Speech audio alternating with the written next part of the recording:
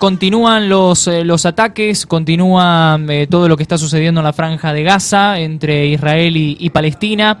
Israel ha activado un escudo antimisiles, un poco comentamos este cruce de fuego entre las fuerzas israelíes y palestinas, pero bueno, queremos interiorizarnos un poco más en este tema. Para ello vamos a charlar con Alejandra Lukow. Alejandra es periodista de política internacional, es columnista, trabaja en la radio AM 530, Radio Andina en Mendoza, bueno, es analista incluso en C5N.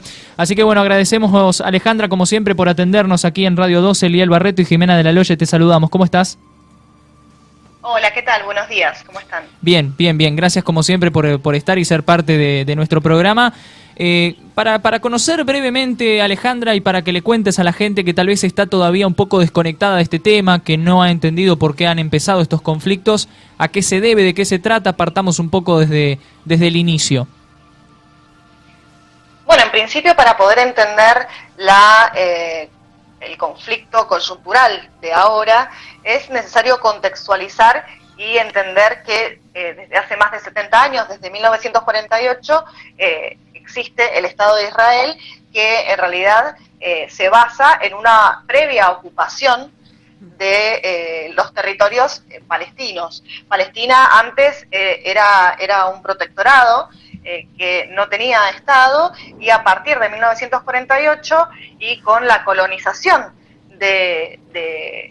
comandada por un sector ideológico identificada con el sionismo, que es una especie de nacionalismo en términos ideológicos, trasladaron y fueron colonizando durante décadas judíos a la zona de Israel. Terminaron formando un Estado, pero un Estado que no convivió nunca con los habitantes nativos, que son los habitantes palestinos. Claro. Todo lo contrario, más bien, porque el Estado de Israel, a medida que fue conformándose como Estado, por supuesto con la ayuda financiera sobre todo y militar de Estados Unidos, fue adquiriendo mucho más poder y tuvo un comportamiento sumamente represivo con respecto a los palestinos, que eran los habitantes que estaban ya de por sí en ese territorio y que siguen estando. Muchos se refugiaron en países vecinos, pero muchos siguen habitando. En este momento habitan en dos regiones, que es la Franja de Gaza y Cisjordania. Aparte de ser un Estado reconocido por las Naciones Unidas, hay partes que Israel ocupa que no son reconocidas por las Naciones Unidas, como por ejemplo Jerusalén Este.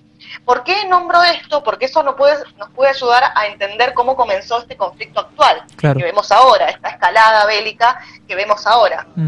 Y Jerusalén Este está ocupado, de hecho, porque en realidad Jerusalén está ocupado completamente, de hecho, por Israel, pero Jerusalén Este, en un principio, cuando se creó el Estado de Israel, no pertenece al Estado de Israel. Es decir, al margen del derecho internacional, Israel ocupa Jerusalén Este. ¿Qué sucedió la semana pasada? Bueno, Jerusalén Este es característico porque está poblada de muchos monumentos, es un sitio sagrado para varias religiones, para el Islam, para el cristianismo y para el judaísmo. Entonces había permanecido bajo una ocupación de la ONU al principio y después de Jordania. El tema es que durante la Guerra de los 6 días, en los 60, terminó Israel anexionándoselo por la fuerza, pero no es reconocida su jurisdicción en Jerusalén Este. Fue en esta parte de Jerusalén que la Corte Suprema israelí dictó un dictamen, valga la redundancia, que de alguna forma implicaba la expulsión de familias palestinas de sus casas. Es decir, ordenaba el desalojo de familias palestinas para que avanzara un proyecto inmobiliario y, por supuesto, avanzaran también los colonos que vienen avanzando hace muchos años, desde la creación del Estado, sobre territorios que no le pertenecen al Estado de Israel. Entonces, fue ahí, a partir de esa situación, que las familias palestinas comenzaron a resistir y a protestar, y se le unieron muchas personas, muchos habitantes árabes palestinos de Jerusalén Este, y ahí empezaron las manifestaciones. ¿Qué hicieron las fuerzas de seguridad israelíes? Bueno, ocuparon toda la explanada de las mezquitas, que es un sitio sagrado, es el tercer sitio sagrado para los musulmanes después de la Meca y Medina, y reprimieron duramente a los manifestantes que se levantaron contra ese desalojo, que por supuesto es ilegal desde el punto de vista del derecho internacional, porque como dije recién, Israel no puede dictar leyes, intentar aplicar leyes sobre territorios que no le son, no le pertenecen, que no pertenecen, sí, porque no pertenecen al Estado de Israel. Entonces, a partir de esto se generaron muchas protestas y el domingo pasado llegamos a tener 300 muertos palestinos, 300 heridos y alrededor de 30 muertos. Es ahí cuando Hamás, que no solo es una organización que practica o practicó métodos terroristas, sino que además es el gobierno de Gaza. Y es el último gobierno democráticamente elegido por los palestinos. Podemos discutir qué llevó a que los palestinos eligieran esta agrupación religiosa fundamentalista como gobierno. Bueno, eso lo podemos discutir, pero es el gobierno que eligieron los palestinos. No es simplemente jamás una organización como por ahí se dice en los medios. El gobierno de Gaza, porque también está Cisjordania, que está gobernada por la ANP, que es la Autoridad Nacional Palestina, que es otra parte, otra rama, que es del partido Fatah, que es laico, ¿sí? Pero bueno, el gobierno de Gaza es de Hamás. Ellos presentaron un ultimátum a Israel para que se retirara de la explanada de las mezquitas. Como Israel no se retiró, y me refiero a retirar, a desmilitarizar la explanada de las mezquitas, que es un lugar donde van los fieles a rezar. Básicamente, los fieles palestinos y de todo el mundo van a rezar ahí, del musulmán, por supuesto. Entonces, lo que sucedió fue que Israel no se retiró y ahí fue cuando Hamás, también teniendo en cuenta el número de heridos y de muertos que iba ascendiendo producto de la represión en toda esa zona y del desalojo en Sheikh Jarrah, en el barrio palestino de Jerusalén Este, lanza cohetes a Israel e Israel decide bombardear Gaza, que es lo que está haciendo desde hace ya varios días, desde el día lunes, está bombardeando Gaza. ¿Cuál es la situación? Que bueno, básicamente Palestina no tiene ni el 10% de la capacidad militar y tecnológica que tiene Israel. De hecho, Palestina ni siquiera tiene fuerzas armadas, porque no tiene un Estado, porque no le son conferidas esos derechos de tener sus propias fuerzas armadas. Pero bueno, aún así están como política de defensa aplicando, bueno, de hecho en este momento están lanzando algunos cohetes sobre algunas instalaciones israelíes, instalaciones de gas, de petróleo, de algunas regiones específicas del Estado de Israel, o zonas ocupadas en realidad también. Y es así que se produce, que comienza esta escalada bélica.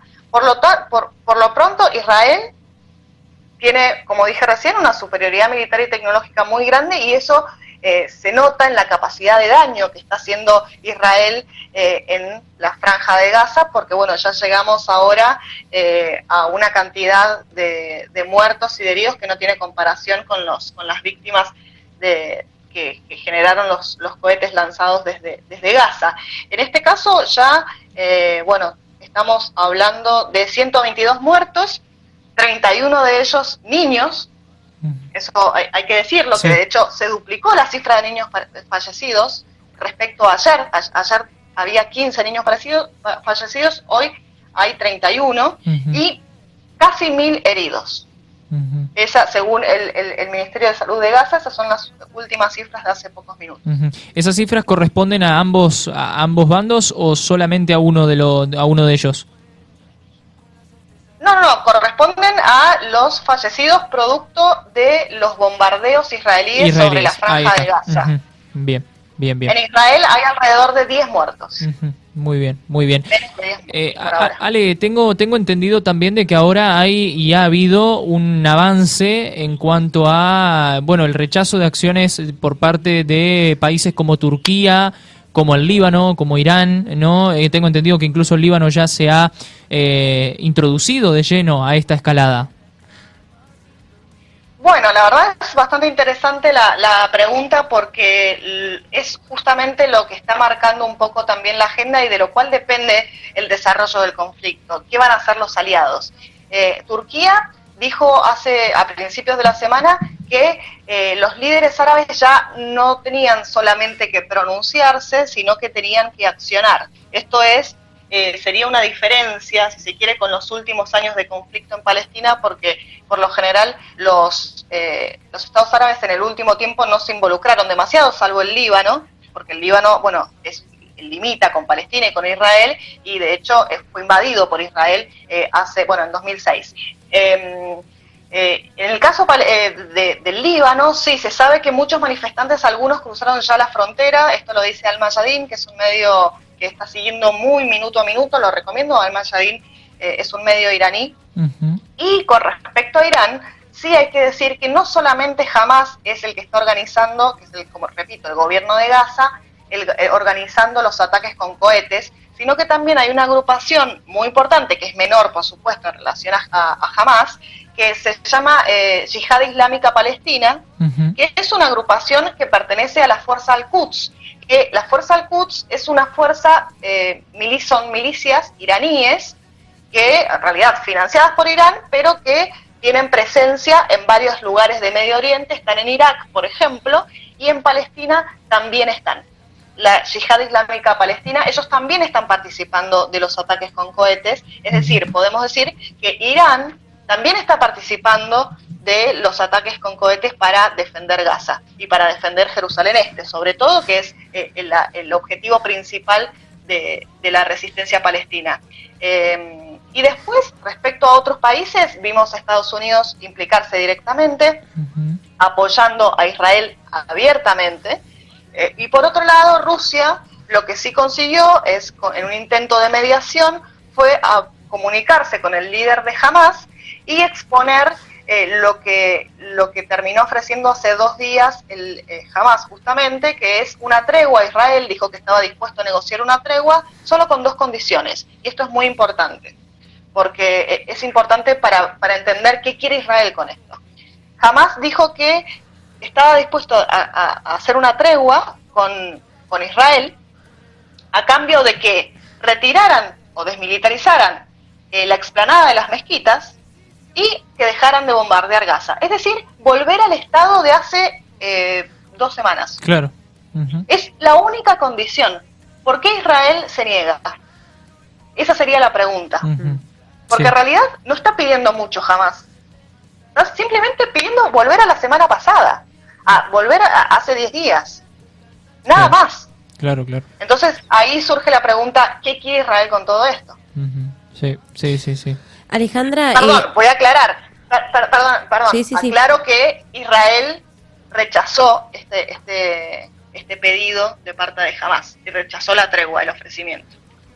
Alejandra, estaba mirando que en distintos medios y diarios tienen como título, por ejemplo, que el conflicto israelí y palestino como que ha sido ignorado por gran parte del mundo. ¿Cómo es tu mirada hacia eso? Sí, creo que existe, hay una censura muy grande. Bueno, esto tiene que ver con la alianza entre Israel y Estados Unidos, uh-huh. y los crímenes que comete Israel de una manera muy impune, porque como decía anteriormente, Israel es una potencia ocupante. Sí, o sea, y esto no lo dice Palestina, no lo dice Siria, lo dicen las Naciones Unidas.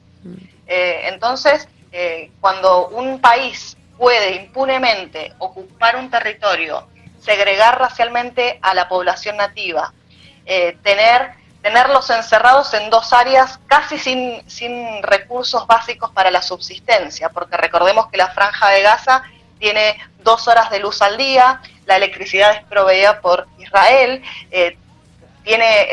casi no tiene agua potable, hay creo que 5% de agua potable en Gaza, depende del agua potable que le brinda o no le brinda Israel. De hecho, la ONU había dicho hace algunos años que para 2020 Palestina iba a ser inhabitable, porque tampoco hay, por ejemplo, instalaciones de residuos.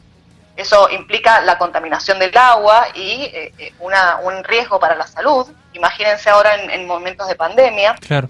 Entonces sí, hay una situación que es ignorada porque los medios no han colaborado esencialmente con exponer los crímenes israelíes a lo largo de décadas, pero sí hay una mayor conciencia en este momento.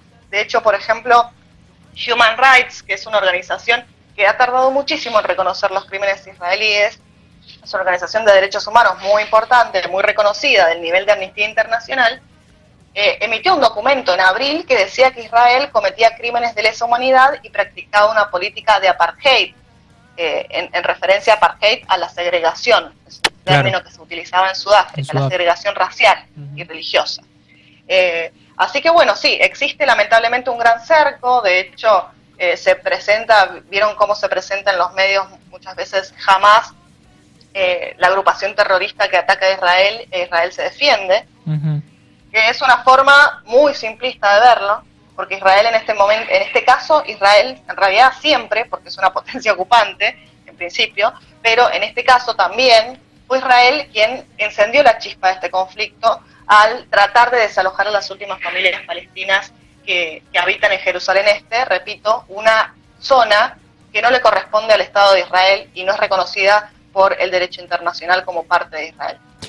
Alejandra Loukou es periodista de política internacional charlando con nosotros en la mañana de la radio. Alejandra, te dejamos un fuerte abrazo, gracias como siempre, un saludo y un muy buen fin de semana. Bueno, gracias a ustedes por llamarme y les mando un abrazo y buen fin de semana para ustedes también. Gracias.